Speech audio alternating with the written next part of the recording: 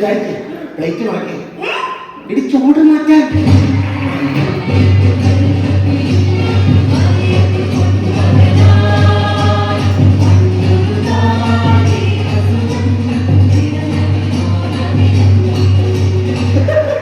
എങ്ങനെയുണ്ടോ നീ എന്നെ ഫുത്തി?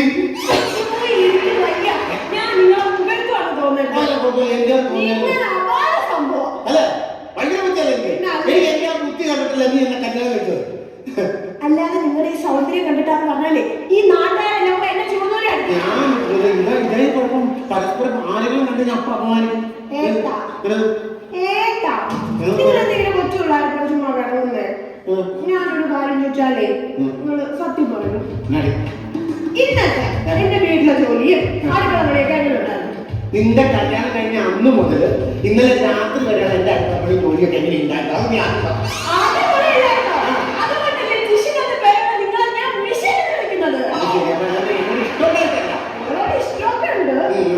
പിന്നെ ഞാൻ ഇവിടെ പെണ്ണുകളെ വേണ്ടി ഇവിടെ വീട്ടിൽ ചെന്നപ്പോഴല്ലോ ഇവിടെ അപ്പൻ എന്നോട് പറയുവാ ഇവളിൽ നിന്ന് ഒരുപാട് പഠിക്കാനുണ്ട് മോനെ, പഠിക്കാനുണ്ട്.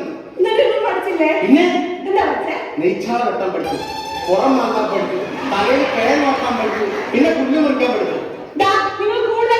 ആ കൂട്ടക്ഷ പറഞ്ഞു ധൈര്യം നിനക്കോ? നീ ആ സംസാരിക്കരുത്. ഈ വീട്ടിൽ നിന്നെ ഞാൻ കൂടുതൽ ധൈര്യം എനിക്കാ.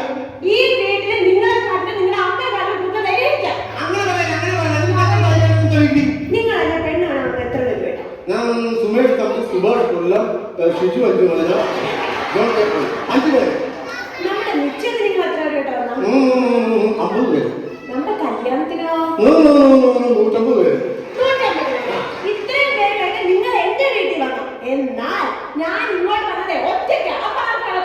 അത് വേറെ സംഭവമുണ്ട്. അതായത് ഈ പട്ടാക്കാരെന്ന് പറയുമ്പോഴല്ലോ അതിന് ഒരുമിച്ചാ പോകും. അവരുടെ ഉദ്ദേശം ഈ രാജ്യത്തിന്റെ സുരക്ഷയാണ്.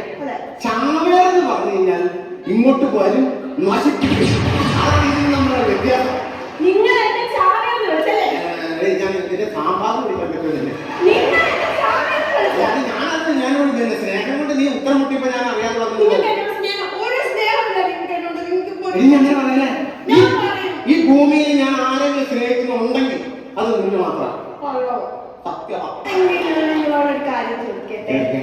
നമ്മൾ ആദ്യമായിട്ട് കണ്ടുമുട്ടിയതും നമ്മളെ പെണ്ണ് കാണലും നമ്മുടെ കല്യാണവും ഒക്കെ നിങ്ങളെ എല്ലാ ദിവസവും ഓർക്കാറുണ്ടോ? നമ്മളിവിടെ സുനാമി വന്നിട്ട് ഒരുപാട് പേര് മരിച്ചില്ലേ? അതുപോലെ കുട്ടിങ്ങളിൽ ഇങ്ങനെ ബോംബ് പടക്കം പൊട്ടിയപ്പോൾ ഒരുപാട് പേര് മരിച്ചില്ലേ? അപ്പൊ അവരെ കത്രിയിൽ വന്നപ്പോ ഒരുപാട് പേര് മരിച്ചില്ലേ?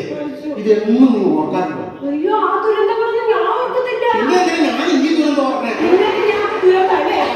ദുരന്തം അങ്ങനെ ഞാനങ്ങനെ കഴിഞ്ഞിട്ട്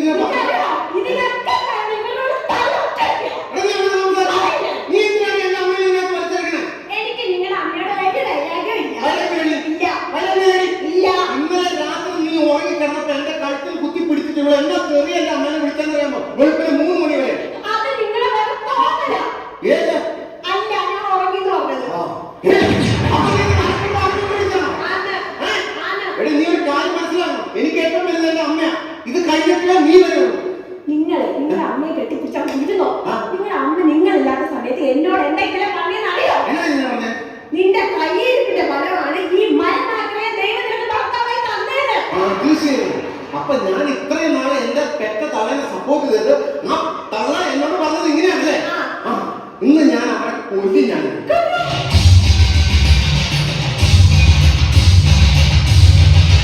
അമ്മ എന്താ എന്താണ് ഇവിടെ വരാൻ കാരണം? അമ്മ ചാകാനോ? എന്തിനു? നീയല്ലേ എന്നെ കൊല്ലുമെന്ന് പറഞ്ഞത്? ഞാൻ കൊല്ലുമെന്ന് പറഞ്ഞു. ഞാൻ കൊല്ലുമെന്ന് പറഞ്ഞു. കൊല്ലുമെന്ന് പറഞ്ഞാൽ ഞാൻ ഒന്നിരിക്കും. അതിന് അമ്മ ഇവിടെ നിന്നത് ശരിയാണോ? ഞാൻ അകത്ത് പോയി കത്തി എടുത്ത് കോഴീനെ കൊല്ലും. എന്റെ മൊട്ടം കയറി താമസിക്കാൻ ഞാൻ പോട്ടി ഉണ്ടാക്കി.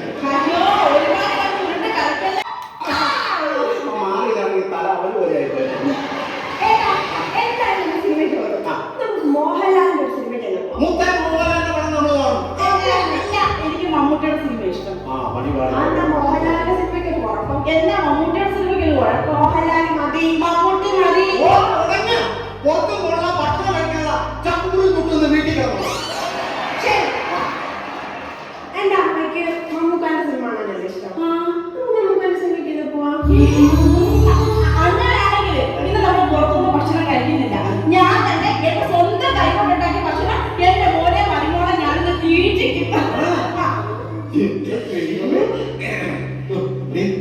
ഞാൻ ഭയങ്കരമായിട്ട് തിരിച്ചത്. കാരണം ഈ പ്രശ്നത്തിനല്ല കാരണം എന്റെ അമ്മ. അതൊക്കെ ഞാൻ നീ അഡ്ജസ്റ്റ് ചെയ്യുന്നില്ലേ? ഇല്ലാതെ നീ അഡ്ജസ്റ്റ് വന്നു. നീ എന്നെ പത്രം വിളിച്ചിട്ട് മോഹൻലാൽ അവിടെ കാണാൻ പോകില്ല. എന്ത് സ്നേഹമാണ് എന്റെ അമ്മയോട്. ദൈവം നൽകിയ അനുഗ്രഹമാണ് കുടുംബം. മാതാപിതാക്കളാണ് കുടുംബത്തിന്റെ നെടുന്തൂണ്. കുടുംബത്തിന്റെ ഐക്യമാണ് ആ കുടുംബത്തിന്റെ ഉയർച്ച. നിങ്ങൾ ചിന്തിച്ചിട്ടുണ്ടോ, ഈ കുറഞ്ഞ കാലത്തെ ജീവിതം പരസ്പരം വിമർശിച്ചിട്ട് എന്ത് കാര്യം? വിമർശിക്കുന്നതോറും കുടുംബങ്ങളിൽ വാശിയും വൈരാഗ്യവും കൂടി വരുന്നു. തിരിച്ചു വരാത്ത ഈ ലോകത്ത് വിട്ടികളാകാതെയുള്ള ജീവിതം സന്തോഷത്തിലാകണം. ഒരു വാക്ക് മതിയാകും ഒരു കുടുംബം ചിന്തിച്ചതാൽ. നല്ല മാറ്റങ്ങളും നല്ല ചിന്തകളും. പഴയ ദ്രവിച്ച ചിന്തകളെ ഒഴിവാക്കും. പുതിയ ചിന്തയിലേക്കുള്ള പുതിയ മനുഷ്യനാകുക. മാറ്റങ്ങൾ ചിന്തയിൽ നിന്ന് കടന്നു വരട്ടെ.